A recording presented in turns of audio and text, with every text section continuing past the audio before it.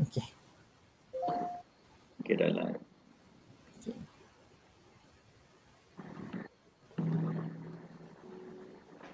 Okey, Zahin pun kata boleh mula dah. Okey. Bismillahirrahmanirrahim.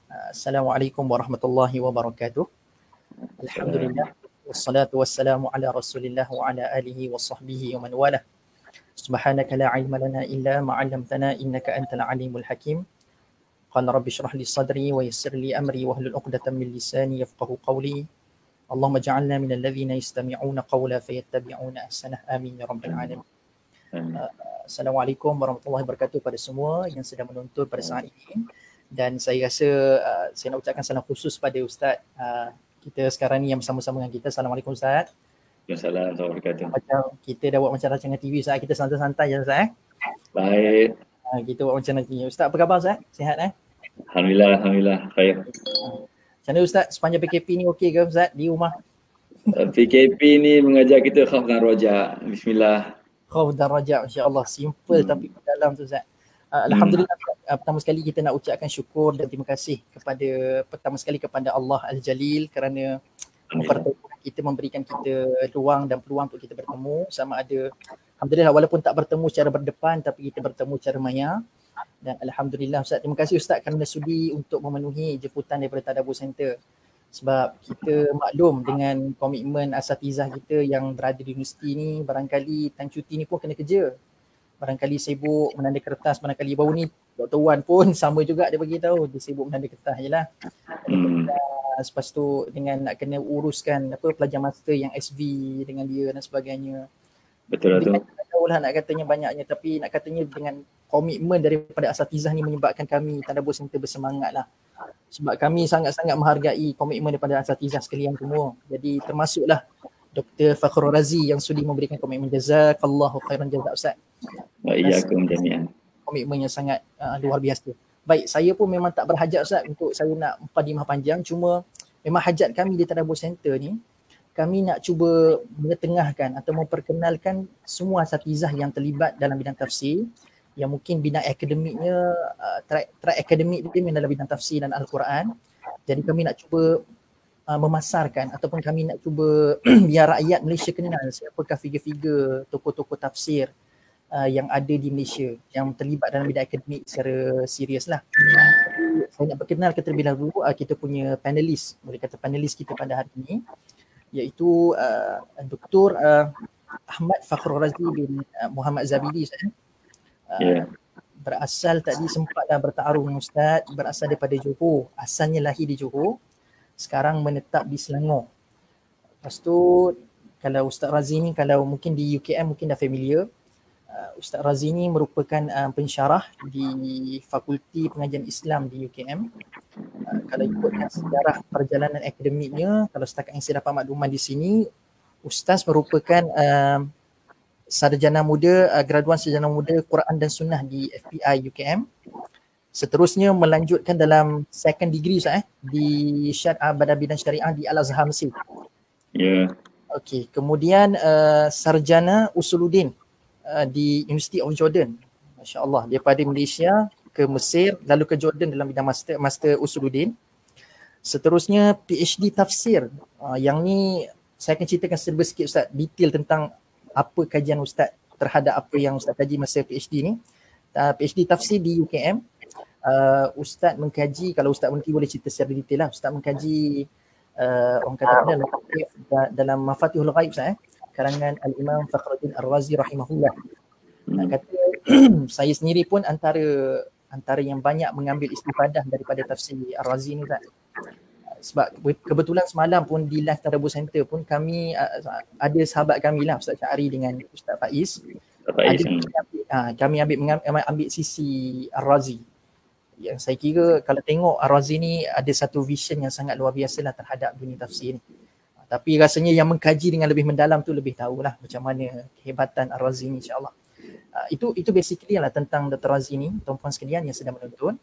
Jadi insya-Allah hari ini kita akan mendengar kupasan ataupun topik yang Ustaz sendiri pilih, yang saya rasa mungkin daripada kalangan kita ada yang familiar dan ada yang mungkin tidak familiar, yang saya rasa Ustaz pun akan alert dengan, saya rasa setengah-setengah kita, masyarakat kita ni tak familiar dengan terms-terms yang ada dalam dunia ulum Quran, Ustaz. Jadi Ustaz mungkin jelaskan sikit tentang apakah terms di sebalik topik yang Ustaz pilih ni.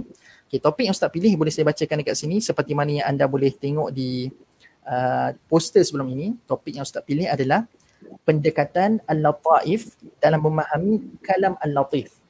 Saya rasa kagum dengan Ustaz sebab tak ramai asatizah yang alert untuk memilih tajuk yang ada uslub syajak, Ustaz. Uslub nak katanya hujung-hujung tu kena sama. Di antara yang tarik macam surah Al-Ikhlas kan. Qul huwallahu ahad, Allahus samad. Nak kata ada dal berakhir semua dengan huruf dal. Surah Ar-Rahman pun semua an. Nak katanya syajak tu luar biasa. Ustaz Razi antara yang bagi tajuk asal lain, tapi bila fikir uslub syajak tu masya-Allah. Nak katanya asatizah yang sangat, saya rasa inilah cara kita aplikasikan apa yang kita dapat daripada Quran dalam kehidupan, Ustaz. InsyaAllah. InsyaAllah. Okay Ustaz, tanpa buang masa, slot Ustaz ataupun masa ni saya berikan pada Ustaz 40 minit lebih kurang, ataupun Ustaz nak lebih pun tak apa. Saya rasa kita punya audiens sangat bersabar bila mendengar kupasan daripada asatizah ni. Ustaz boleh teruskan 40 minit basicnya dan selepas tu kita akan buka soalan jawab. So daripada audiens kalau ada soalan boleh terus komen di ruangan komen di ruangan FB tu lah, ruang komen di FB tu. Okey, tafadhal Ustaz untuk mengupas topik kita pada hari ini. Baik, bismillahirrahmanirrahim. Alhamdulillahirabbil alamin wassalatu wassalamu ala sayyidina Muhammad wa ala alihi washabihi ajmain. Subhanaka la ilma lana illa ma 'allamtana innaka antal alimul hakim. Allahumma salli ala sayyidina Muhammad salatan taj'aluna biha min ahli al-ilmi zahiran wa batina wa tahsyuruna bi ibadikas salihin fi dunyana wa ukhrana wa ala alihi washabihi wa barik wa sallim. La ilaha illallah Allahu haq. Ya Hayyu Ya Qayyum Ya Qahhar Ya Wahhab Ya Fattah. Ilahi anta maksudi wa ridhaka matlubi a'tini muhabbataka wa ma'rifataka. Amantu billahi wa bima qala Allah, amantu bir rasul wa bima qala rasul. Alhamdulillah rabbil alamin. Terima kasih Ustaz Syami Travel Center di atas kesempatan yang diberikan. Sebenarnya saya menganggap ini saya menerima jemputan murabbi untuk saya belajar bersama-sama. Maknanya bukanlah saya menjadi murabinya.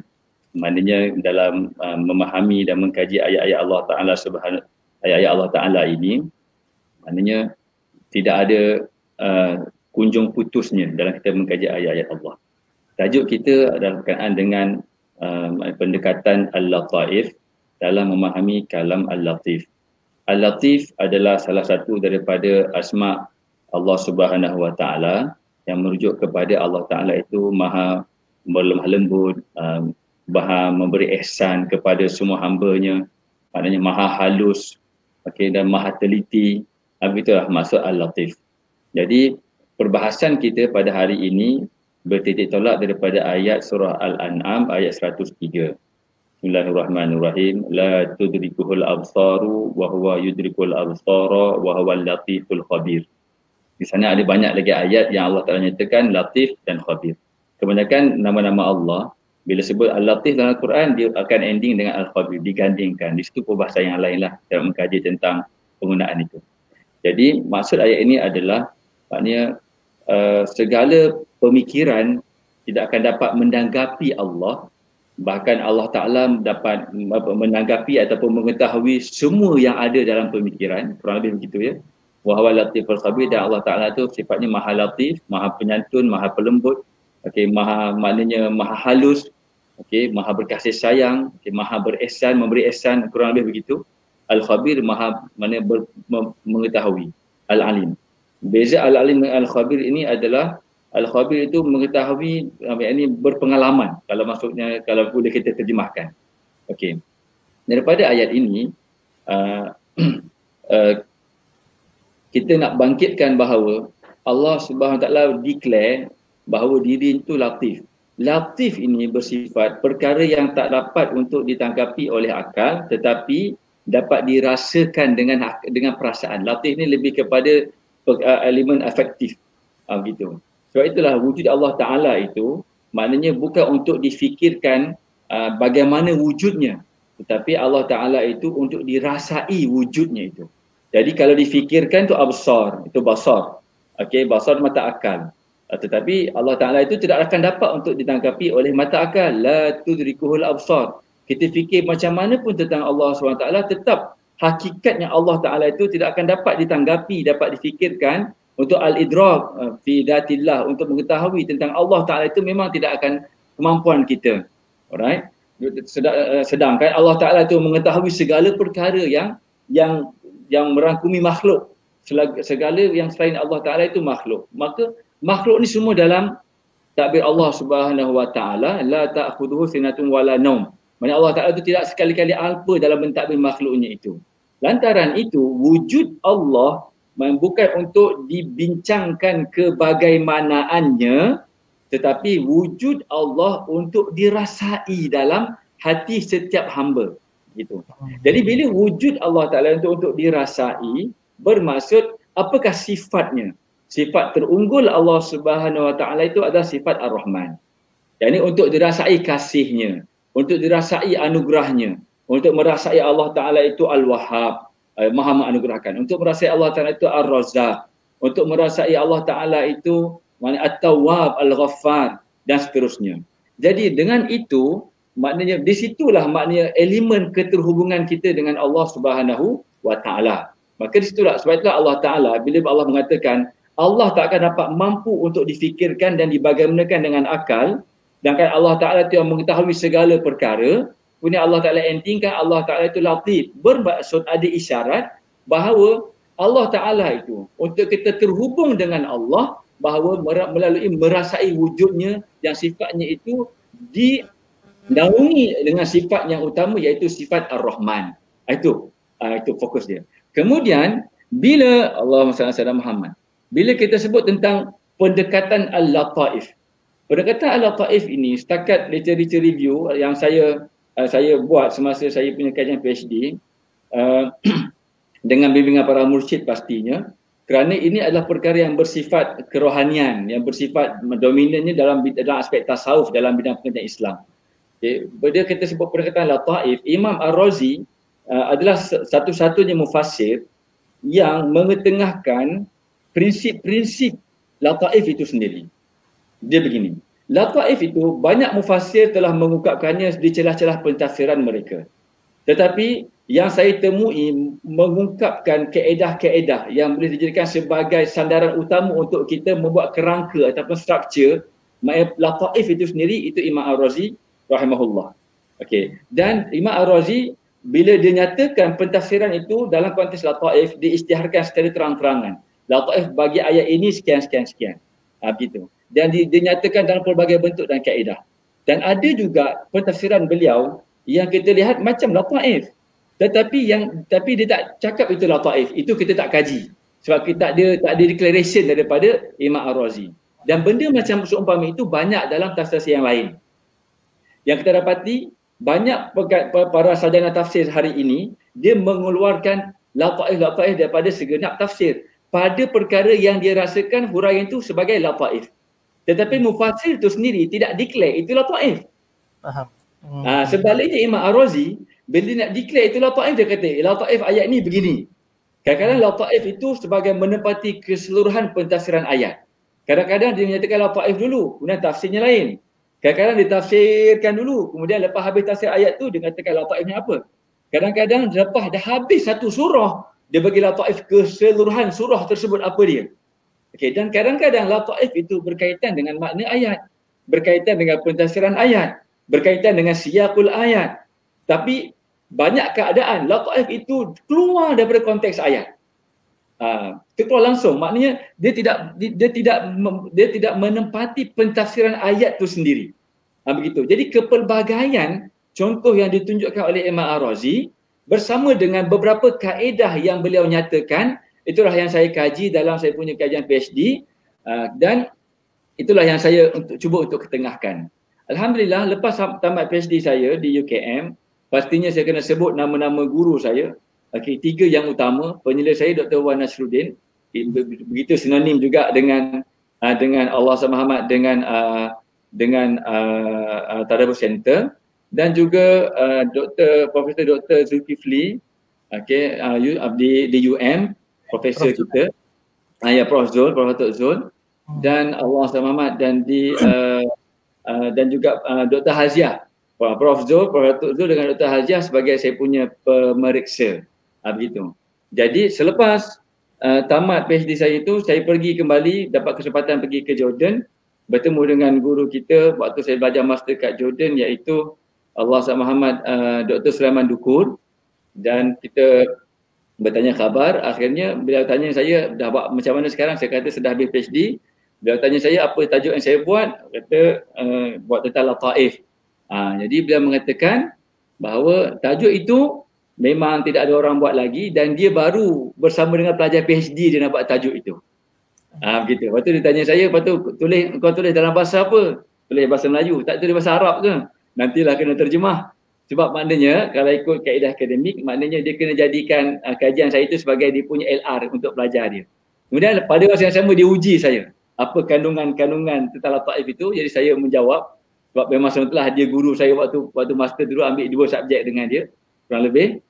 Dan akhirnya dia kata memang betul, maknanya itulah maknanya perbicaraan Lataif, cumanya perlu untuk dikemaskinikan. Pastinya kajian saya tidak akan sebaiklah kajian beliau dan student PhD beliau itu. Cuma tinggal lagi, alhamdulillah, maknanya sekurang-kurangnya satu perkara telah saya cuba cetuskan dalam ruang bidang pentadsiran kita di Malaysia ini, insya-Allah habis.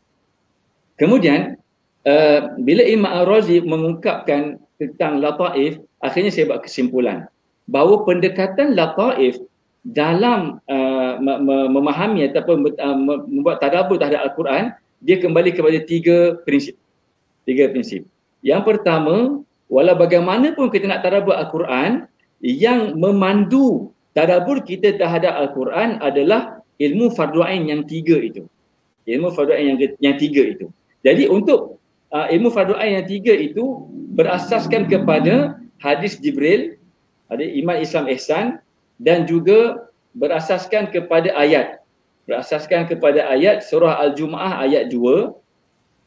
Okey, surah Al-Jumu'ah ayat 2. Kemudian surah Al-Baqarah ayat 129 dan surah Ali Imran ayat 164. Begitu. Jadi bila kita nak mentadabbur Al-Quran dalam pendekatan Lataif, yang akan memandu Allah SWT, yang akan memandu pemikiran kita dalam nak memahami ayat Quran, mesti dipandu dengan 3 perkara ini. Dengan 3 perkara ini, iaitu ilmu fardu ain yang disebut sebagai ilmu akidah, ilmu fiqh dan ilmu tasawuf. Okey. Dalam ilmu akidah, kita kena jelas faham akidah itu sebagai ahli sunnah wal jamaah. Bila kita sebut ahli sunnah wal jamaah, sandarannya adalah pendekatan yang telah disusun dengan sistematik oleh Imam Abu Hasan Al-Asy'ari. Kemudian disambung oleh ulama-ulama seterusnya sampailah Imam Al-Ghazali meninggal tahun rahimahumullah 505, dan Imam Ar-Razi sebenarnya adalah mengaplikasikan keilmuan Islam yang telah disusun rapi dalam segenap kategorinya, iaitu kategori ilmu akidah, fiqh dan tasawuf. Maka Imam Al-Ghazali dia susun rapi semua keilmuan tersebut. Maka lantaran itu Imam Al-Ghazali digelar sebagai Hujjatul Islam. Dan Imam Ar-Razi menerapkan makna kerangka keilmuan Islam yang telah tertapis daripada unsur-unsur yang tidak berkaitan dengannya itu. Maka Imam Ar-Razi mengaplikasikannya dalam konteks pelbagai keilmuan, dan dalam konteks tafsir itulah dalam tafsir Mafatih Al-Ghaib. Begitulah. Ringkasnya begitu. Jadi apa yang terkandung dengan dalil-dalil ini, iaitu hadis Jibril, iman Islam ihsan, dan surah Al-Jumu'ah ayat 2, surah Al-Baqarah ayat 129 dan juga surah Ali Imran ayat 164. Itulah maknanya yang disebut sebagai al-tilawah, yatlu alaihim ayatihi, tilawah, wa yuzakkihim, tazkiyah, dan wa yu'allimuhumul kitab wal hikmah, iaitu ta'lim. Okey. Jadi yang tilawah itu sinonim selari dengan iman dalam hadis Jibril, tazkiyah paralel dengan ihsan, dan ta'lim paralel dengan Islam. Okey. Kemudian daripada iman keluarnya ilmu akidah, daripada ihsan keluarnya ilmu tasawuf, dan daripada Islam keluarnya ilmu fiqh. Dan 3 ilmu ini ilmu fardu ain yang wajib atas mukallaf. Pada qada mukallaf ada qada dia. Pada qada orang ulama khawas ada qada dia lain-lain. Macam tu. Kemudian Allah SWT Muhammad dalam ilmu akidah Maksudnya aliran Ahlussunnah wal Jamaah adalah berdasarkan kepada Asy'ariyah dan Maturidiyah. Itu cut and clear. Asy'ariyah dan Maturidiyah. Dan dalam pendekatan Asy'ariyah dan Maturidiyah, maknanya Allah Ta'ala tidak boleh dibagaimanakan dengan sebarang kebagaimanaan makhluk. Allah Ta'ala itu tidak boleh dibagaimanakan dengan sebarang kebagaimanaan makhluk. Ini merujuk kepada sifat salbiyah dalam sifat 20. Qidam, baqa', mukhalafatul hawadith, qiyamuhu binafsih dan wahdaniyah. Okay. Kemudian Allah Subhanahu Taala itu, dalam konteks maknanya Asy'ariyah Maturidiyah, maknanya Ahlussunnah wal Jamaah berdekatan sifat 20 itu, bila kata Allah Taala, Allah tu wujud Allah Taala itu, dia kata Allah Taala itu ada. Adanya Allah bukan untuk dibincangkan kebagaimanaannya, tapi untuk dirasai wujudnya itu. Untuk supaya tidak dibincangkan kebagaimanaannya, maka itu sifat salbiyah. Supaya untuk merasai terhubung dengan Allah, itu sifat ma'ani. Kudrat, iradat, ilmu, hayat, sama, basar, kalam. Begitu. Jadi, setakat mana yang orang awam boleh faham, itu mana mesti faham. Kalau kata tinggi ataupun rendah dan sebagainya, sifat 20 itulah yang perlu untuk memandu kefahaman kita dalam ayat-ayat akidah. Dan dalam ayat-ayat Al-Quran, dalam konteks akidah. Kalau tidak, dia akan jadi macam mana? Bila baca ayat yang baru-baru ini, ilahai nithnain itu, ayat itu. Maka terus aku kata Allah Ta'ala ada dua. Allah Ta'ala kata Tuhan ada dua. Kenapa begitu? Kerana dia tak driven by, dia tidak dipandu oleh ilmu akidah yang tuntas. Kemudian persoalan ayat-ayat sifat. Bila ayat sifat Allah Ta'ala ada tangan. Ya tangan dia tangan. Cuma tangan yang tidak boleh dibagaimanakan. Maka perkara-perkara itu kena dipagari dahulu dengan faham Asy'ariyah Maturidiyah dalam kerangka ilmu akidah. Ini fardu ain. Jika tak faham begitu, maka tadabbur kita itu khawatir akan menyeleweng. Itu ilmu akidah. Kemudian yang kedua, ilmu fiqh. Dalam ilmu fiqh, maka kita mesti itu nisbilah, maknanya secara ijma'nya, maknanya semua kita ini dalam fiqh kita mengikut kerangka mazhab. Jadi tidaklah maknanya kita ambil ayat Quran, ambil hadis, maknanya sekali maknanya kita jumpa ayat ni kita faham gitu saja. Maknanya dalam fiqh kita kena ikut kerangka mazhab. Guru-guru yang kita belajar di Jordan dan juga di Mesir menyatakan kepada kita bahawa jika kamu ingin mengambil hukum hakam fiqh, jangan kamu rujuk kepada kitab ayat ahkam dan hadis hukum. Kalau kamu ingin ambil perkara tentang fiqh, rujuklah dalam kitab-kitab muktabar dalam mazhab yang kamu pegang. Dan kitab-kitab itu terbahagi kepada 3 kategori, peringkat awal, pertengahan dan peringkat maknanya advance. Begitu. Ada yang bersifat matan, ada yang syarah, ada yang hasyiah. Begitu. Jadi itu pesanan dia. Itu dalam fiqh. Dan dalam tasawuf pula, pendekatannya adalah pendekatan yang telah dibersihkan, dimurnikan oleh Hujatul Islam Imam Al-Ghazali dan yang seumpama dengannya seperti Imam Junaid Al-Baghdadi, maknanya dan seterusnya. Itu tasawuf. Jadi, apa-apa saja, maknanya kefahaman kita terhadap ayat Al-Quran mesti dipagari dengan ilmu fardu ain ini. Jika tidak faham ilmu fardu ain ini terlebih dahulu ketiga-tiganya secara komprehensif, maka sayugia tidak dianjurkan untuk kita cuba-cuba mentadabbur Al-Quran. Ini pendekatan lataif. Sebab itu yang saya keluarkan daripada kajian saya terhadap lataif Imam Ar-Razi. Itu yang pertama. Yang kedua, bila kita sebut pendekatan lataif, setelah kita memahami ilmu fardu ain, maka seterusnya kita pergi kepada topik-topik ataupun subjek yang dalam ulum Quran. Itu maknanya ilmu fardu ain digabung jalin pula dengan ulum Quran. Di antara topik-topik ulum Quran, topik yang saya kira paling penting dalam konteks untuk tadabbur adalah topik Makki dan Madani. Topik ayat-ayat Makkiyah dan ayat-ayat Madaniyah. Kerana pada ayat Makki dan ayat Madani, ia memberikan kepada kita prinsip kehidupan. Maknanya prinsip kehidupan. Dan juga dia beritahu kepada kita maknanya fenomena, maknanya aplikasi, maknanya kehidupan tu secara tuntas. Begitu. Pada ayat Makkiyah apa latar belakangnya, pada ayat Madaniyah apa latar belakangnya.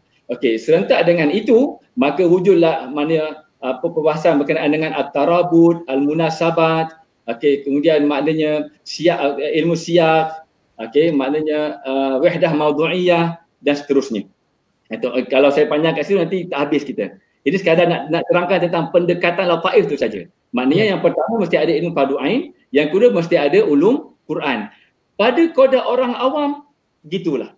Pada koda maknanya yang dikatakan ulama ataupun para sarjana pengkaji pada tahap mereka. Masing-masing pada koda masing-masing. Itu yang kedua. Yang ketiga, bila kita sebut tentang perkataan lataif, mesti ada elemen lughah, elemen bahasa, pengetahuan tentang bahasa. Jadi maksudnya Al-Quran itu kena difahami dalam konotasi bahasa Arab. Okey, dalam konotasi bahasa Arab. Dan apa saja makna yang ingin kita ungkapkan daripada Al-Quran, mestilah yang boleh diikat oleh kalimah-kalimah dalam Al-Quran itu sendiri. Kerana tidak ada satu ayat pun dalam Al-Quran yang sia-sia. Pemilihan kalimah, kemudian susun atur kalimah, pemilihan huruf dalam setiap kalimah, cara kalimah itu ditulis, dan itu semua itu tidak sia-sia, semuanya ada maknanya. Okey, dalam bahasa Arab. Okey, jadi itu yang ketiga. Yang keempat, pendekatan lataif adalah ia mesti maknanya berdasarkan kepada elemen tazkiyatun nafs. Elemen tazkiyah, penyucian jiwa. Elemen penyucian. Sebab apa? Sebab lataif ini fokusnya adalah bukan untuk kita memahami kandungan intipati yang terkandung dalam Al-Quran, tapi fokusnya adalah untuk kita merasai terhubung dengan Ar-Rahman. Sebab pada kadar orang awam, mereka fahaman dia pada kadar itu. Tapi kita tak nak kefahaman tersebut tersasar daripada kebenaran. Sebab itulah kita ikat dengan ilmu fardu ain. Kemudian kita ikat dengan disiplin ulum Quran. Kemudian maknanya kita ikat bahawa kefahaman itu mesti yang ditanggung oleh lughah, oleh kalimah-kalimah yang terkandung dalam Al-Quran tersebut, dan semuanya ini perlu pada ilmu. Maknanya sebab itulah para ulama biasanya, para mufassir mengarang tafsir sebagai karya mereka yang terakhir, bukannya karya awal.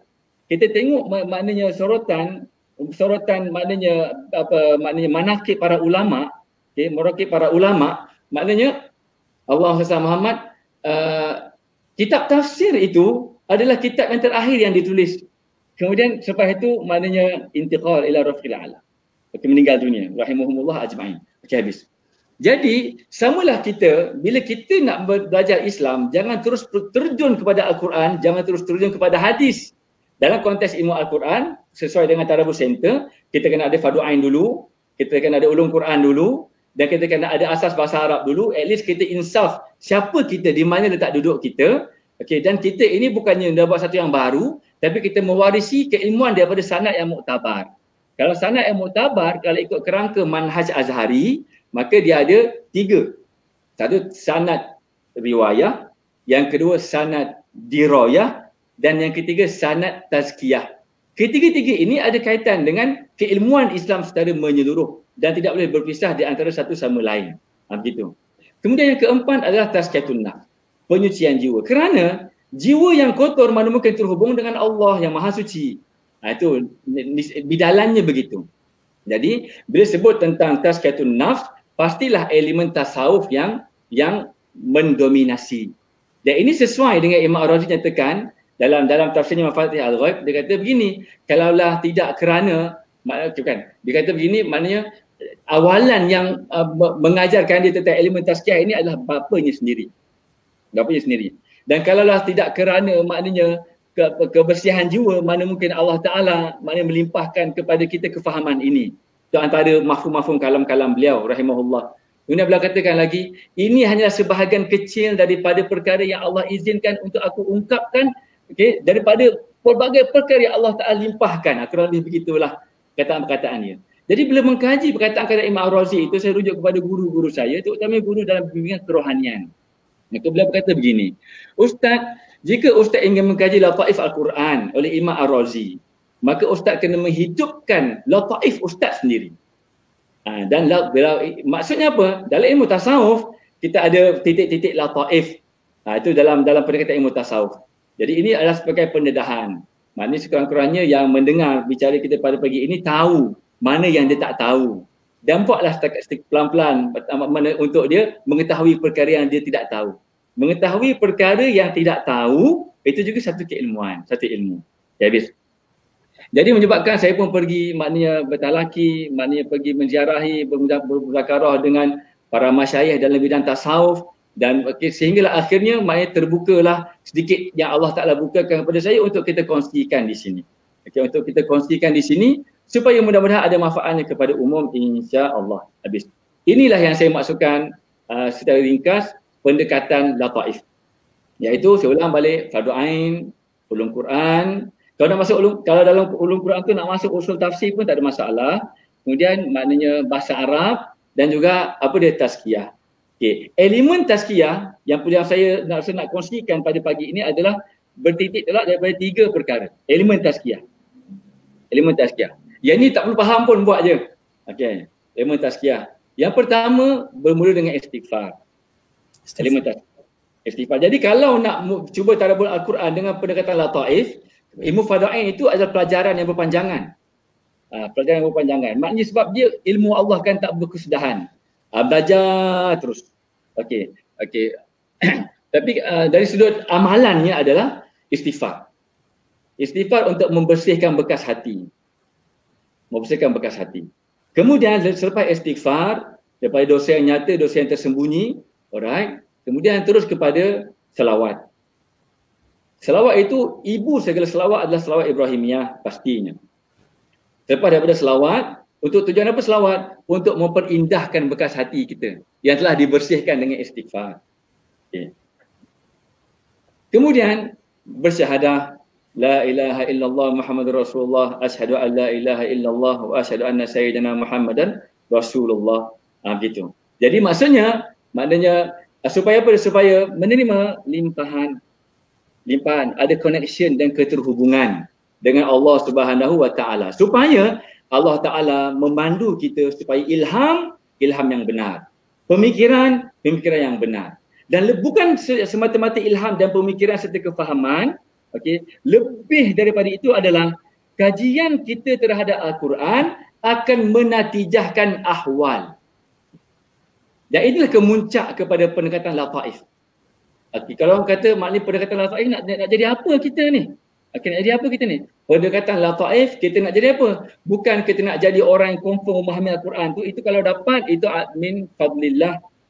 Tapi pada orang awam, bila kita bertadabbur Al-Quran, yang kita nak adalah pada kadar faham yang takat Allah fahamkan, ala barakatillah. Tapi lebih daripada itu, yang sepatutnya tidak boleh untuk kita toleransikan adalah daripada tadabbur ini untuk membina ahwal. Ahwal ni adalah watak, adabiah Muhammadiyah, akhlak mahmudah, ahwal. Yang mana sekurang-kurangnya dengan kita mentadabbur Al-Quran, lisan kita ini tidak menyakiti orang, okey, dan perbuatan kita tidak membuatkan orang sakit. Sekarang ni lisan kita sakit, lisannya diwakil pula oleh jari jemari dalam komen, okey, di Facebook, status dan sebagainya. Maknanya ya mengkaji Al-Quran, tadabbur Al-Quran, tetapi tidak terbina watak dan adab. Al-Quran dalam pendekatan lataif Quraniyah bukan untuk dibawa kepada berbalah. Tolong kod kalam. Al-Quran dalam pendekatan lataif Quraniyah bukan dibawa kepada mana berbalah. Jadi kalau kita mengkaji Al-Quran, perbalahan makin meningkat, bermaksud tidak terbina ahwal. Bermaksud kita mengkaji Al-Quran, walaupun mungkin ada ilmu fardu ain, mungkin tahu tentang ulum Quran, mungkin ada asas bahasa Arab, 3 perkara itu. Tapi yang keempat tidak ada, iaitu apa dia? Iaitu tazkiyah. Tidak ada istighfar, berkah hati yang dibersihkan, tidak ada selawat supaya diindahkan bekas hati kita itu, dan tidak ada asyhadu an la ilaha illallah wa asyhadu anna sayyidina Muhammadar Rasulullah, tidak ada maknanya tahlil di situ, tidak ada syahadatain di situ. Bagaimana mungkin terhubung dengan Allah? Gitu. Maka akhirnya ilmu tersebut akan membuatkan kita maknanya berasai, maknanya bermegah, suka untuk menyalahkan orang dan contoh-contoh yang pelbagai lagi. Ini adalah pendekatan lataif. Kalau orang tanya, Ustaz, pendekatan lataif ni kami orang awam ni, bahasa Arab pun so-so saja, 50-50. Ilmu fardu ain pun masih banyak perlu dipelajari. Sifat 20 pun memeningkan misalnya. Kemudian rukun iman tu apa kemuncaknya? Bagaimana dengan persoalan beriman dengan qada dan qadar itu, bagaimana af'alullah, af'alul ibad? Itu walaupun susah kena belajar. Tidak ada alasan untuk tidak belajar sebab itu fardu ain. Okey. Kemudian bila maksudnya Allah SWT, bila kita belajar semua tu pada kadar kefahaman itu meningkat dari semasa ke semasa. Tetapi apa perkara yang kita nak jadi? Kita nak jadi apa dia? Orang yang sejahtera lagi mensejahterakan. Tu tulis, sejahtera lagi mensejahterakan. Dan itulah tanda Muslim. Itulah tanda mukmin. Itulah tanda muhsin. Begitu. Sejahtera lagi mensejahterakan. Jadi apa maknanya kita tadabbur Al-Quran kalau tidak meminta ahwal? Sedangkan bagi Nabi SAW, maknanya menyatakan kepada kita apa dia? Menyatakan kepada kita innama bu'ithtu liutammima makarimal akhlak. Maknanya akhlak itu. Okey. Jadi itulah yang dimaksudkan dengan pendekatan lataif Qur'aniyah. Jadi kalau kita dapat faham, alhamdulillah. Tak dapat faham, nothing tulus. Tidak ada benda yang kita ketinggalan. Yang penting apa dia? Watak kita. Contoh dalam bulan Ramadan ini, dalam bulan PKP ini, dalam bulan PKP ini, tahu tak tahu keganasan rumah tangga meningkat. Maknanya isteri keganasan rumah tangga, kes keganasan rumah tangga berdasarkan kepada statistik orang yang telefon talian kaunseling. Sebab kita maknanya kita sedang mendalami master kita yang kedua lebih dalam kaunseling sebab kita nak lanjutkan pembicaraan lataif ini. Begitu. Jadi apa maknanya kita baca Quran, tadabbur Quran, tapi dengan isteri kita bergarang-garangan. Isteri dengan suami pula merajuk-rajukan, bergaduh-gaduhan. Maknanya anak-anak pula dengan maknanya benda itu maksudnya apa? Maksudnya kita tak terhubung dengan Allah. Okey, habis poin yang pertama. Poin yang kedua. Apa maksud terhubung dengan Allah? Terhubung dengan Allah kita kena lihat Al-Quran itu apa? Al-Quran itu mukjizat. Apakah makna mukjizat? Mukjizat itu maksudnya yang melemahkan. Yang melemahkan. Bila saya pandang sini ni maksudnya saya pandang isteri saya. Isteri saya. Bermana pun doa isteri itu satu keberkatan bagi suami. Rugilah suami dapat doa isteri. Gitulah. Alright. Habis. Dan rugilah isteri yang tak dapat doa suami. Gitulah. Habis. Sambung balik. Jadi Al-Quran itu adalah mukjizat. Mukjizat. Apa maksud mukjizat? Yang melemahkan. Siapakah yang melemahkan? Allah yang melemahkan. Jadi bila Allah yang melemahkan, maka mesti ada satu perkara lagi iaitu apa dia? Yang dilemahkan. Yang dilemahkan. Maka siapa yang nak menempati tempat dilemahkan itu? Yang dilemahkan mesti kita. Kita. Jadi maksudnya bila kita tadabbur Al-Quran, kita kena merasai lemah. Tanda kita terhubung dengan Al-Quran yang sifatnya mukjizah. Maknanya bahawa Allah Ta'ala tu melemahkan kita. Maksudnya bukan kita rasa makin up, bukan kita rasa makin hebat, bukan kita rasa makin bagus, bukan. Tapi kita rasa makin lemah. Antumul fuqara'u ila Allah, Rabbi ini lima anzalta ilayya min khairin, fakir. Kita rasa fakir. Jadi bila kita lemah apa? Kita lemah. Maksudnya apa? Kalau kita nak menyombong, nak marah orang sebagainya, kita dilemahkan oleh sifat Allah Ar-Rahman. Kok mana pun kita mesti masuk dalam gini. Nak dah cakap macam mana tu Ustaz Jamil? Sifat kita baca Quran. Al-Quran itu dilemahkan. Maksudnya kita ada kesombongan. Kesombongan kita itu mesti dilemahkan dengan sifat Allah Ar-Rahman. Kita ni mampu untuk buat apa-apa benda semua. Kita kena dilemahkan dengan sifat Allah Ta'ala Al-Qadir. Kita tak dosa. Kita rasa berputus asa dengan dosa kita. Akhirnya kita rasa macam tidak ada apa-apa makna lagi hidup kita dekat dunia ini. Kita mesti dilemahkan dengan sifat Allah Al-Ghaffar At-Tawwab. Maka akhirnya kita tunduk dengan Allah. Bila begitu keadaannya, maka automatik, kalau kata guru saya, automatik akan membina watak, akan cukup suka untuk berdiam. Kalau orang sakitkan hati kita dengan penulisan komennya, dengan komentarnya, dengan status dan sebagainya, kita utamakan diam. Sebab apa? Orang menyakiti hatiku, tidak bermaksud aku boleh menyakiti hati orang lain. Kenapa? Dalam perkataan Al-Quraniyah, bila mana kita memandang mana-mana manusia, kita pandang bahawa dalam manusia itu tetap ada kasih Nabi untuknya. Walau bagaimanapun keadaan manusia tersebut. Tolong quote. Bila kita memandang mana-mana manusia, dalam manusia tersebut tetap ada kasih Nabi dalam dirinya. Maka dalam pendekatan Al-Quraniyah, dengan tazkiyah yang kita lakukan, dengan berterasa lemah, dengan mukjizat, maka akhirnya kita akan berpaut kepada pintu kerahmatan Allah, iaitu Rasulullah SAW. Wa ma arsalnaka illa rahmatan lil alamin, kena mendasari. Kena mendasari. Maknanya tidak aku utuskan engkau wahai Muhammad sallallahu alaihi wasallam melainkan rahmat ke seluruh alam. Kita dapat Al-Quran dulu ataupun kita dapat Nabi dulu? Cuba Ustaz Syamil jawab sikit. Macam mana Zat? Macam mana Zat? Sekali lagi. Anda tu baca kita dapat Al-Quran dulu ke ataupun kita dapat Nabi dulu? Sallallahu alaihi wasallam. Kita dapat dengar Zat. Kita dapat Nabi dulu Zat. Ya. Kalau tak ada Nabi, Al-Quran tak ada. Kalau tak ada Al-Quran, bagaimana kita nak menjalankan syariat? Kalau tidak ada Al-Quran, apa makna hidup kita ini? Dan Al-Quran itu ada dengan Allah Ta'ala utuskan Nabi SAW. Jadi kita nak kejar Lailatul Qadar ke ataupun kita nak kejar terhubung dengan Allah? Kalau kita nak terhubung dengan Allah, datang poin yang ketiga. Okey, poin yang pertama saya huraikan tentang latif itu apa, lataif, pendekatan lataif itu apa. Okey, itu poin yang pertama.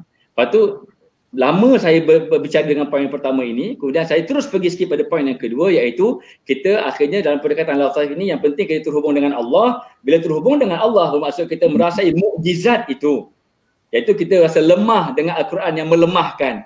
Kalau kita baca Quran tak merasa lemah, bermaksud kita tidak mendapat mukjizat Al-Quran itu. Bermaksud kita tak terhubung dengan Allah. Kita hanya terhubung dengan diri kita yang nak baca Quran, yang nak faham Quran, yang rasa dan sebagainya. Terhubung dengan diri, bukan terhubung dengan ilahi. Okay. Kemudian itu poin yang kedua. Seterusnya, pergi pada poin yang ketiga, bagaimana nak terhubung dengan Allah? Untuk terhubung dengan Allah itulah pintunya Rasulullah sallallahu alaihi wasallam. Jadi kot mana pun tidak ada cara untuk terhubung dengan Allah melainkan dengan pintunya. Pintu untuk terhubung dengan Allah adalah Rasulullah sallallahu alaihi wasallam. Dan bagaimana pula untuk mendapat keterhubungan dengan Allah, dengan Rasulullah sallallahu alaihi wasallam, iaitulah dengan mendapat doa baginda. Bagaimana untuk mendapat doa baginda? Iaitu dengan mendoakan baginda. Dan bagaimana untuk mendoakan baginda? Iaitu dengan berselawat kepada baginda. Jom semua yang dengar, yang berada di hadapan komputer dan juga di hadapan handphone masing-masing, penuh kecintaan kepada Rasulullah sallallahu alaihi wasallam. Ada 300 sedang menonton sekarang live. 300 orang. Jom kita bersama-sama, ikut saya bersama-sama. Bismillahirrahmanirrahim. Laqad ja'akum rasulun min anfusikum azizun 'alaihi ma 'anittum harisun 'alaikum bil mu'minina raufur rahim. Fa in tawallaw faqul hasbiyallahu la ilaha illa hu alaihi tawakkaltu wa huwa rabbul 'arsyil 'azim. Inna Allaha wa malaikatahu yusalluna 'alan nabi. Ya ayyuhalladzina amanu sallu 'alaihi wa sallimu taslima. Allahumma salli ala sayyidina Muhammad wa ala ali sayyidina Muhammad kama sallaita ala sayyidina Ibrahim wa ala ali sayyidina Ibrahim. Barik ala sayyidina Muhammad wa ala ali sayyidina Muhammad kama barakta ala sayyidina Ibrahim wa ala ali sayyidina Ibrahim fil alamin innaka Hamidum Majid. Ashhadu an la ilaha illallah wahdahu la syarika lah wa ashhadu anna sayyidina Muhammadan abduhu wa rasuluh la nabiyya ba'dah. Sallallahu alaihi wa alihi wa sallama tasliman katsira tayyiban mubarakan fi. Astaghfirullahal azim min kulli dhanbin zahiran wa batina la hawla wa la quwwata illa billahil aliyyil azim. Rabbi inni lima anzalta ilayya min khairin faqir. Rabbana atmim lana nurana waghfir lana innaka ala kulli syai'in qadir. Alhamdulillahi rabbil alamin. Maka akhirnya Ustaz Syamil dan semua yang menonton, akhirnya dalam tadabbur ini melalui pendekatan lataif Quraniyah, akhirnya tidak ada ruang untuk kita berputus asa dengan Allah. Dan memang Allah Ta'ala maknanya mencela mana-mana yang berputus asa dengan rahmat Allah. Dan di sana ada satu ayat yang Allah Ta'ala nyatakan dalam Al-Quran, yang ayat ini menjadi ayat yang paling gembira baginda Nabi SAW apabila turun kepada baginda ayat ini, iaitulah surah Az-Zumar ayat 53. Bismillahirrahmanirrahim. Qul ya ibadiyalladzina asrafu ala anfusihim la taqnatu min rahmatillah innallaha yaghfiru dzunuba jami'a innahu huwal ghafurur rahim. Maka diharapkan melalui pendekatan lataif Quraniyah kita membina ahwal, kita membina watak, kita menjadi umat yang dibanggakan oleh baginda Nabi Muhammad SAW, yang sejahtera lagi mensejahterakan, yang membawa kebaikan kepada seluruh insan, yang menjadi kenyataan, yang menjadi maknanya tampilan yang menjadi duta bagi baginda Nabi SAW, yang menjadi kelestarian kasih Nabi untuk semua umat baginda. Dan mudah-mudahan tidak ada lagi yang dikatakan stres, kemurungan, sakit jiwa, bunuh diri, cubaan bunuh diri dan seumpama dengannya. Maka kenapa? Kerana dengan pendekatan lataif Quraniyah ini sudah cukup untuk kita merasakan bahawa kita sekali-kali tidak akan disia-siakan oleh Allah. Allah mencipta kita untuk mengasihi kita. Allah tidak mencipta kita untuk mengazab kita. Dan Allah utuskan baginda Nabi SAW sebagai satu bentuk kemuliaan untuk kita. Maka bersyukurlah kita dengan keutusan Nabi Muhammad SAW kepada kita. Walaupun kita tidak memandang baginda, tetapi mudah-mudahan kita dapat dipertemukan oleh Allah dengan baginda di akhirat. Mudah-mudahan apa sahaja yang kita beramal di bulan Ramadan ini, dengan bacaan Al-Quran, tadabbur dan sebagainya, semuanya menjadi limpahan cahaya kepada rohani kita. Sehingga rohani kita tersyuhud kepada Allah. Kita memandang segala keagungan Allah, kemuliaan Allah, kehebatan Allah, kesempurnaan Allah.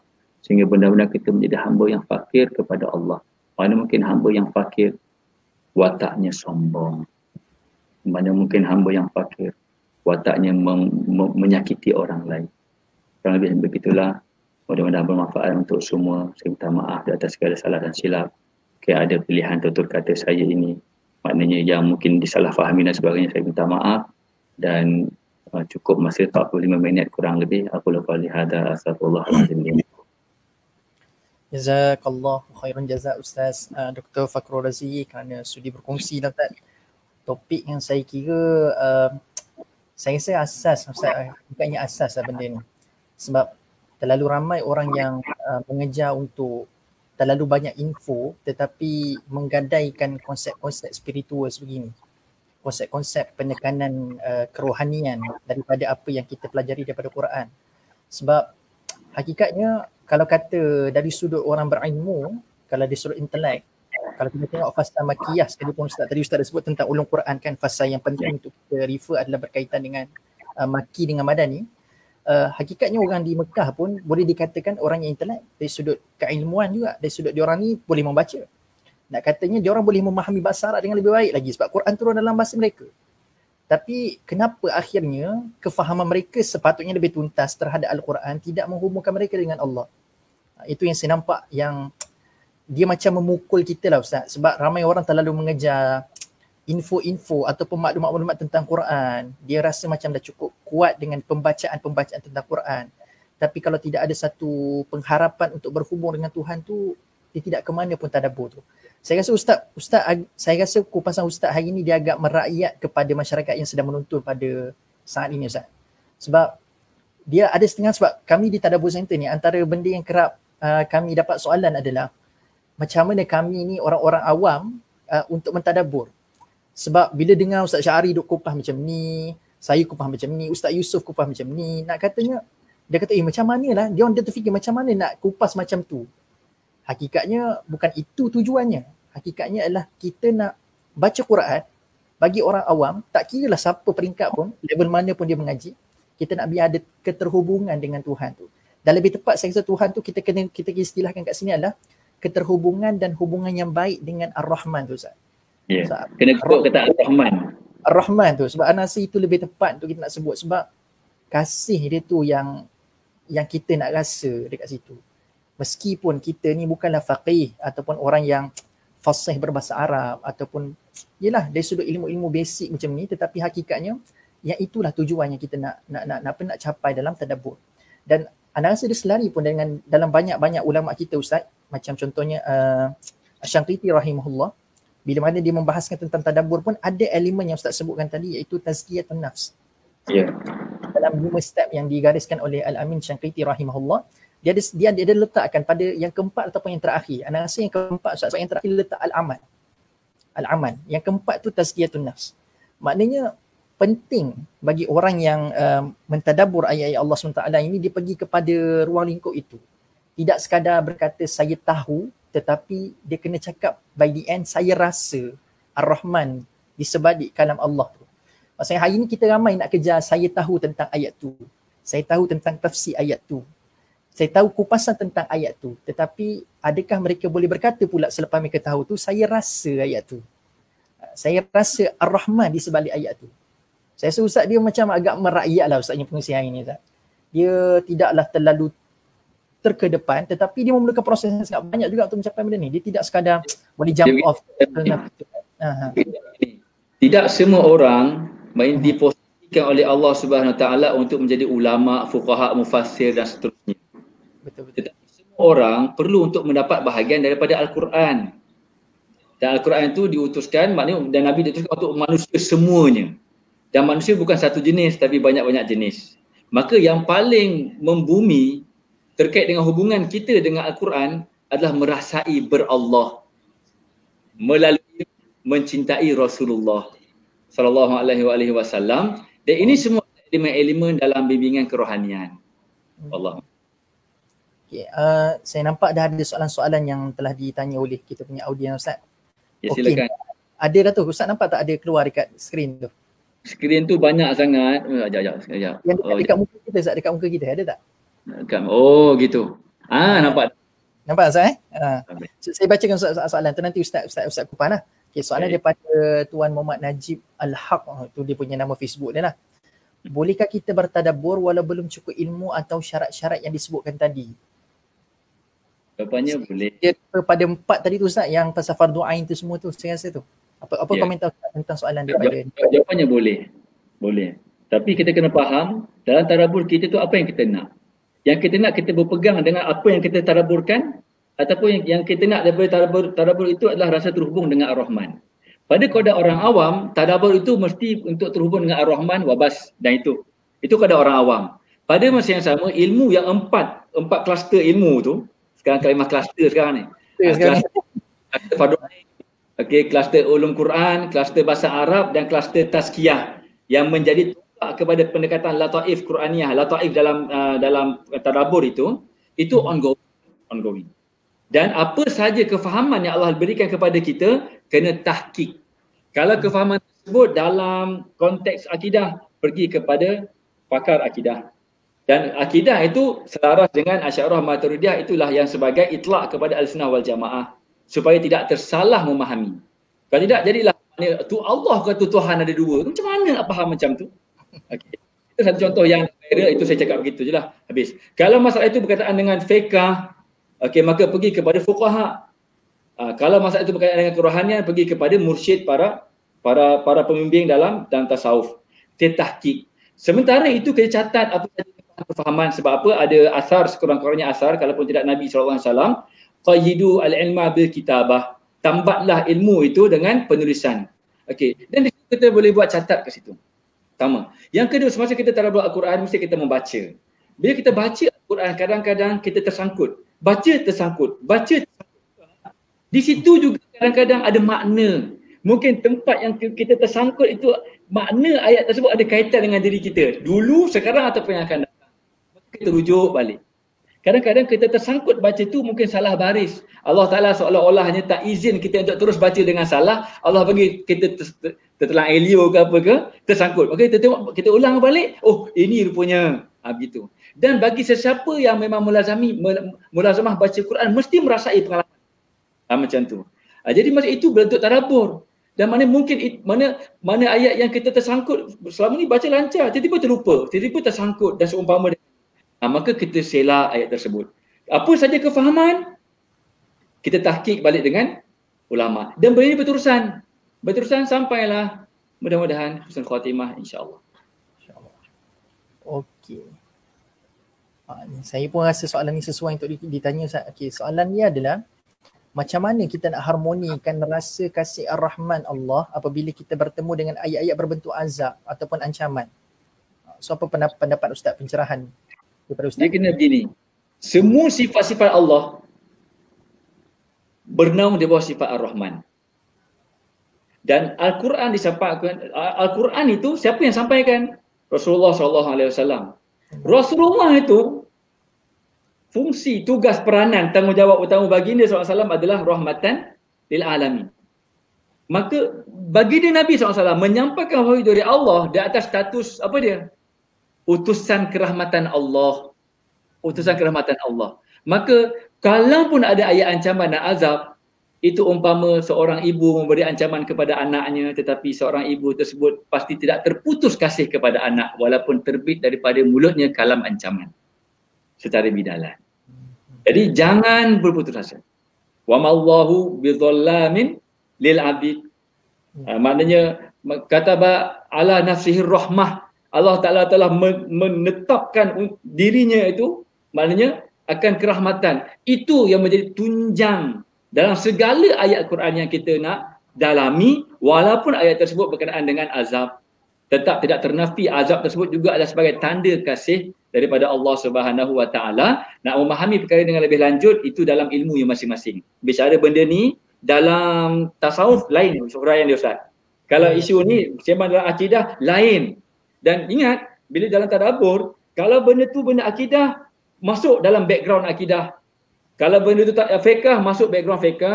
Kalau benda tu tasawuf masuk background tasawuf. Jangan kalau perkara tu fiqh kita bincang dalam background tasawuf, dan benda tu tasawuf kita bincang dalam background akidah. Dia selalu ada background yang tersendiri. Sebab tu hadis Jibril itu dipecah iman, Islam, ihsan.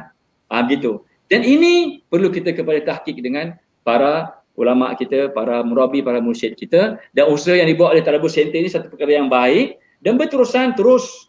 Cuma tinggal lagi kita yang menonton Tadabbur Center ni, kita kena tahu qada mana kita.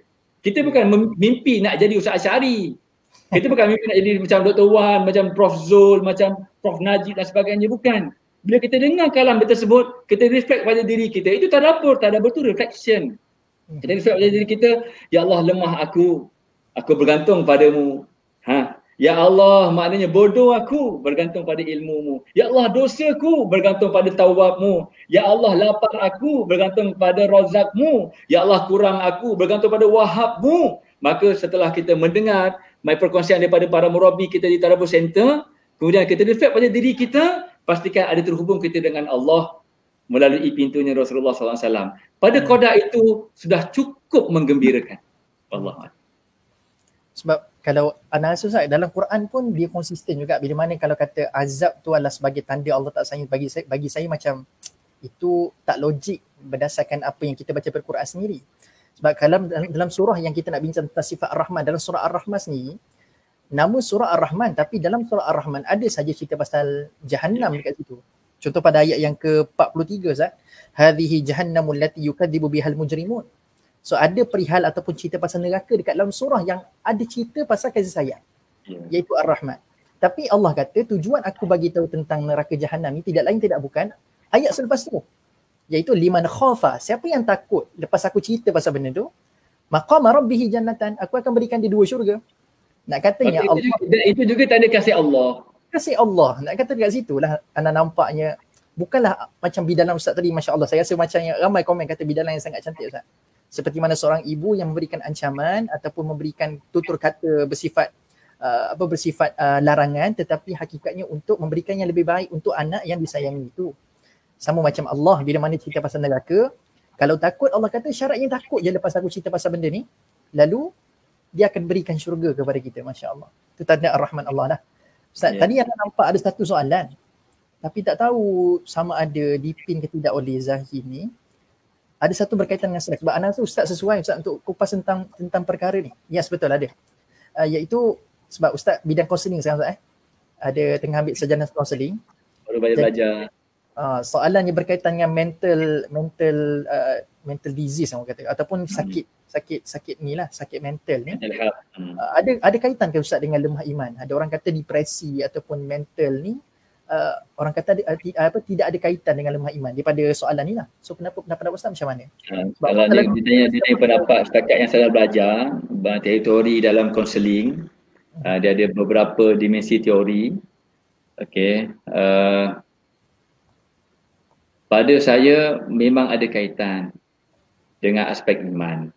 Sebab itulah ilmu kaunseling ni sekarang ini rata-ratanya dominan oleh barat. Seolah-olahnya macam orang Islam, maknanya seolah macam mengambil daripada barat ilmu kaunseling ini. Kenapa? Kerana orang Islam tak perlu ilmu kaunseling. Kerana orang Islam dah ada ilmu tasawuf. Kaunselor tu maknanya dalam konteks Islam, kaunselor tu sebenarnya mursyid yang memberi panduan dan pedoman untuk bagaimana terhubung dengan Allah, untuk dari sudut terhubung dengan Allah dengan amal perbuatan, kita beribadah mereka. Terhubung dengan Allah dari sudut pemikiran, ada ilmu akidah. Terhubung dengan Allah dari sudut hati dan perasaan, itu ilmu tasawuf. Dan ketiga-tiga domain itu, kognitif, afektif dan juga psikomotor, fizikal kita ni, itu semua maknanya komprehensif, maknanya berfungsi.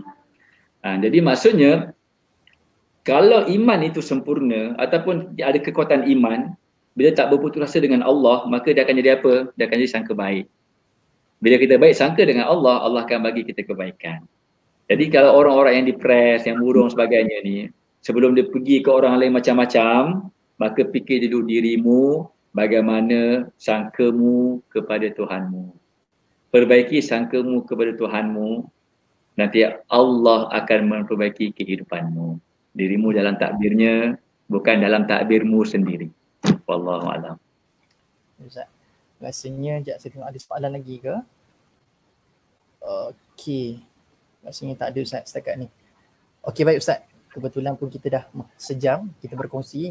Sekali lagi Ustaz, jazakallah Ustaz, kami sudi menerima pelawaan Tadabbur Center. Wallahi kami di pihak Tadabbur Center ni, DOD Tadabbur Center, daripada deep from our heart Ustaz mengucap terima kasih Ustaz kerana komitmen Ustaz yang tidak berbelah bahagi.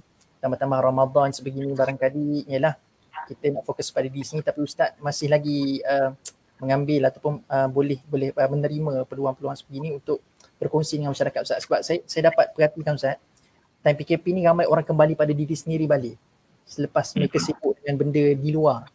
Jadi memang banyak daripada kalangan kita ni, termasuk saya sendiri, kita sangat mendahagakan pengisian Quran. Sebab tu kami Tadabbur Center tahun ni kita buat pendekatan, kita nak kumpulkan sebanyak mungkin murabbi yang boleh berkongsi dengan masyarakat. Alhamdulillah. Adalah Ustaz, terima kasih Ustaz sekali lagi Ustaz. Sebab satu lagi pengisian pada hari ini bagi saya dia menjawab banyak persoalan yang pernah kami terima sebelum ini. Berkaitan dengan tadabbur ni nak pergi setara mana ataupun mana hala tuju tadabbur tu. Ramai orang sekadar menyangka dia sekadar ilmu yang boleh menyebabkan kita mengupas kembali. Tetapi hakikatnya dia kembali kepada bagaimana terhubung kita dengan Tuhan. Itu basic lah Ustaz. Jadi tadabbur ni kalau tanya nak ke mana, pertama terhubung dengan Allah, pintunya Rasulullah, maka outcome-nya apa? Adabiah Muhammadiyah. Terhubung dengan Allah melalui kecintaan kepada Rasulullah sallallahu alaihi wasallam, dan akhirnya outcome kita Adabiah Muhammadiyah. Jadi kalau tadabbur kita itu, kita nak tengok macam mana kejayaannya, keberkesanannya, tengok meningkat atau tidak adabiah kita. Kalau makin banyak kita tadabbur, tidak meningkat ahwal dan adabiah, bermaksud ia bukan siraman cahaya. Maka kita kena bertemu dengan guru bahagian tazkiyah. Guru bahagian tazkiyah untuk menjadi, maknanya untuk mengambil apa, untuk menjadi apa, menyempurnakan proses tazkiyah tu nafs itu. Gitu. Jadi kalau tadi saya minta maaf Ustaz, ada kat sini ada soalan sikit tadi. Dia kata macam mana pendapat kalau dengan ambil ubat-ubatan tu kan. Sakit jiwa tapi Anwar Syahrin, Encik Anwar Syahrin. Okey, jadi maknanya apa saja ikhtiar yang Allah Ta'ala bentangkan di hadapan mata kita, itu semua adalah dalam ilmu Allah. Maka nak ambil ubat yang alopati boleh, homopati boleh, herba boleh, yang penting atas nama ikhtiar. Dan benda yang kita ikhtiarkan itu tidak memberi kesan apa-apa, yang memberi kesan adalah Allah jua, tetapi tidak bermaksud kita meningkatkan ikhtiar. Maksudnya kita mengambil ikhtiar di atas adab kita dengan Nabi SAW, ibaratnya begitu. Tapi kita sekali-kali tidak bergantung dengan ikhtiar kerana kita bergantung dengan Allah, Allah Ar-Razak, Allah Asy-Syafi, Allah Al-Wahhab. Gitu. Jadi apa saja yang kita fikirkan mampu dan sesuai, bismillah. Jadi buat ikhtiar jangan gaduh-gaduh. Betul. Okay, isunya tak ada masalah tak nak ikhtiar tu kan. Tetapi macam mana kita punya pergantungan kepada Allah tu tidak dilepaskan, itu yang pastilah. Dia tidak ada masalah, dia tidak bersalah di situ. Cuma kita lah yang mengambil ikhtiar tu, yang buat ikhtiar tu sama ada kita kekal bergantung ataupun tidak kepada Allah Subhanahu Wa Taala. Jadi dalam ikhtiar tu Ustaz, kita ambil homeopati ke alopati ke herba ke sebagainya, dalam ikhtiar kita itu kita kena pandang Allah Asy-Syafi. Allah. Selagi tak pandang Allah Syafi, pada mata basar kita pandang ubat, pada mata basirah kena pandang Allah Syafi. Kedua-duanya serentak, maka selebihnya tawakal ala Allah. La haula wala quwwata illa billah. Okay Ustaz, jazakallah Ustaz atas perkongsian yang saya kira bagi saya istilah saya hari ni yang saya boleh katakan istilahnya adalah pengisian yang merakyat Ustaz. Pengisian yang mudahnya saya kata merakyat sebab jawapan yang ramai orang tanya selama ni saya rasa ramai jumpa dekat dalam slot Ustaz pada pagi ni insyaAllah. Baik Ustaz, terima kasih sekali lagi. Kalau saya nak buat kesimpulan pun Ustaz dah simpulkan dengan cantik Ustaz. Bahkan kalau Ustaz perasan memang syajak pun tadi Ustaz dah guna dalam simpulan Ustaz tadi. Semua berakhir dengan AH belaka Ustaz. Jadi kesimpulan yang sangat luar biasa, saya rasa tak perlu ulang lagi sebab catatan saya pun banyak juga Ustaz saya catat hari ni. Masya Allah ilmu baru saya dapat juga. Jazakallah sekali Ustaz dan terima kasih pada semua yang menonton. InsyaAllah nanti boleh stay tune dengan Tadabbur Center untuk kita ada banyak lagi projek-projek yang kami buat. Jangan lupa setiap 6.30 petang kami ada keluarkan setiap 6.30 petang satu video daripada Asatizah Tadabbur Center berkenaan dengan hikmah penamaan surah. Hikmah penamaan surah. Kenapa nama surah tu Al-A'raf, kenapa nama surah tu Al-Anfal, apakah rahsia di sebaliknya. Kita ambil daripada tesis PhD Dr. Umar Arafat. Dilalah asma. Kenapa nama surah tu adalah sebegitu? Adakah nama surah itu menjelaskan tema keseluruhan surah tersebut? So itu antara benda kita kupas lah. So jemput untuk tengok juga 6.30 petang. Setiap 6.30 petang insyaAllah sampai Ramadan kita akan keluarkan satu video, satu hari satu surah. Hikmah di sebalik nama surah tersebut. Dan setiap pagi insyaAllah lah kalau tidak ada aral kita akan teruskan projek kita bersama dengan Murabbi insyaAllah. Sekali lagi terima kasih banyak-banyak. Jazakallah khairan jazak. Terima kasih semua yang sedang menonton pada hari ini. Terima kasih juga yang tekan like dan share dan terima kasih semua yang participate, memberikan komen-komen, meletakkan nota-nota, bahkan bertanya soalan. Terima kasih. Jazakumullahu khairan jazak. Okay. Sehingga bertemu lagi tuan-tuan semua insya-Allah. Ustaz, terima kasih Ustaz. Sehingga berjumpa lagi Ustaz. Ana rasa Ustaz kita jumpa 2018. Ana rasa Ustaz. Kali terakhir kita bersemuka. First time ana jumpa Ustaz dekat UKM masa nak ambil master tu. Jadi masa tu anak Ustaz Syahri pergi UKM Ustaz. Masa tu kami nak daftar master. Masa tu ana jumpa Ustaz dekat bahagian API tu. Itulah itu masa tu ana jumpa Ustaz personally lah. Second time tu dekat Tadabbur Center Ustaz atas tu. Yang Ustaz bawa tafsir Ar-Razi Ustaz. Seingat ana ke Ustaz Syahri yang letak tafsir Ar-Razi masa dekat dalam kuliah tu. Sikit tu. Ustaz okey sekali lagi kita tangguh dengan kita baca kafaratul jilsah wa suratul asri.